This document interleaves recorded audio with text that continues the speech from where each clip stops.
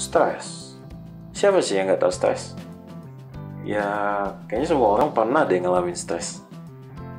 Pelajar, anak sekolah, anak kuliahan, atau karyawan, CEO, bahkan presiden pasti pernah kan ngalamin stres. Nah, dalam pengertian umum, stres adalah suatu tekanan atau suatu yang terasa menekan dalam diri individu. Sesuatu tersebut dapat terjadi disebabkan oleh ketidakseimbangan antara harapan dan kenyataan yang diinginkan oleh individu. Baik keinginan yang bersifat jasmania maupun rohania. Stres dapat menyebabkan berbagai tindakan pada tubuh, mulai dari perubahan di homeostasis hingga dampak-dampak yang mengancam kehidupan dan kematian. Berikut dampak yang ditimbulkan stres pada tubuh. Komplikasi fungsi otak. Stres dapat menyebabkan perubahan struktural pada bagian-bagian otak yang berbeda dengan efek yang terpanjang pada sistem syaraf. Stres kronis juga dapat menyebabkan berhentinya massa otak dan menurunkan berat badan. Daya ingat. Stres dapat menyebabkan perubahan fungsional dan struktural, yaitu atrofi dan kelainan syaraf dalam bagian hipokampus otak. Namun efek stres pada memori sangat bergantung pada waktu terpapar.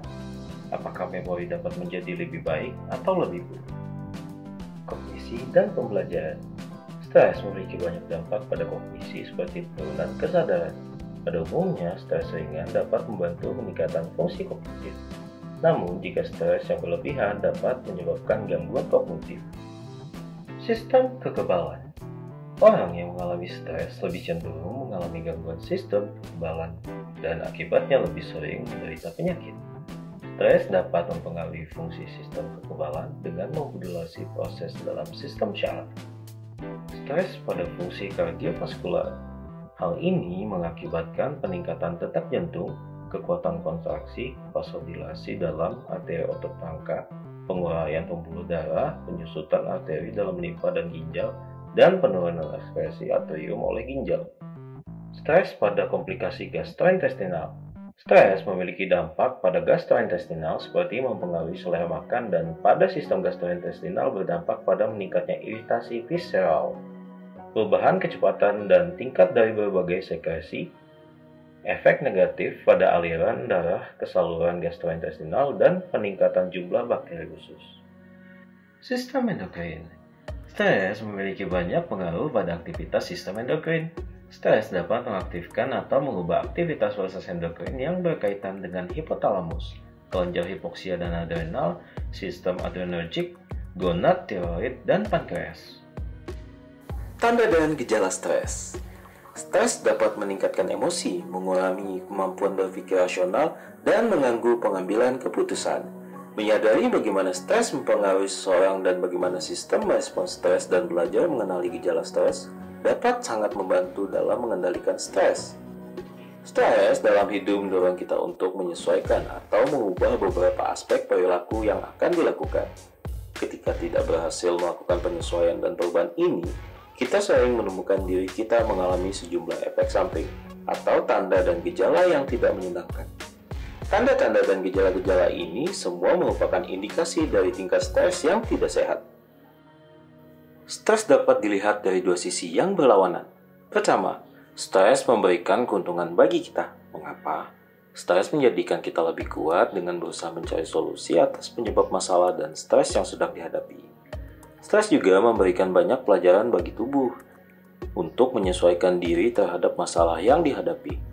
Kedua, stres juga bisa berbahaya, karena paparan respons stres yang berulang-ulang pada tubuh, kita telah terbukti menyebabkan masalah kesehatan fisik dan psikologis yang bertahan lama, seperti kecemasan dan depresi. Di samping itu, stres tetap menjadi bagian dari penggerak evolusi, karena kegunaannya dalam kelangsungan hidup. Ketika digunakan pada waktu yang tepat, stres meningkatkan kesadaran kita dan meningkatkan kinerja fisik dalam waktu singkat. Jadi, stres itu nggak cuma memberikan kerugian tapi juga ada keuntungannya ya. Tekanan, tuntutan, dan rutinitas sehari-hari di tempat kerja berkontribusi besar terhadap stres. Ada banyak hal yang terkait dengan stres di tempat kerja sehingga menimbulkan banyak risiko.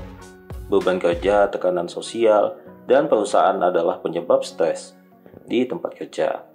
Sebagai contoh, jam kerja yang panjang, berlebihan beban, tekanan, tugas yang rumit, waktu istirahat yang lebih pendek, pekerjaan yang monoton, fasilitas yang kurang memadai juga merupakan penyebab stres. Lalu, gimana sih cara menghilangkan stres? Ungkapkan keluh kesah. Memendam perasaan bisa membuat kamu stres. Lebih baik lepaskan beban dengan mengungkapkan semua hal yang ada di pikiran kepada orang terdekat atau psikolog. Rutin berolahraga. Selain membuat tubuh lebih sehat, olahraga juga bisa meredakan stres loh. Dengan berolahraga, otot tubuh akan lebih rileks dan pikiran kamu pun akan teralihkan sehingga bisa memperbaiki suasana hati. Lakukan relaksasi. Relaksasi merupakan bentuk terapi dengan cara memberikan instruksi kepada seseorang untuk menutup mata dan berkonsentrasi pada pernapasan sehingga dapat tercipta keadaan yang nyaman dan tenang. Lakukan aktivitas yang menyenangkan. Melakukan kegiatan yang menyenangkan seperti memasak, berkebun, melihara tumbuhan dalam rumah, melukis, atau sekedar bernyanyi bisa membuat tubuh menghasilkan hormon bahagia, yaitu dopamin. Dengan begitu, tubuh kamu bisa lebih rileks.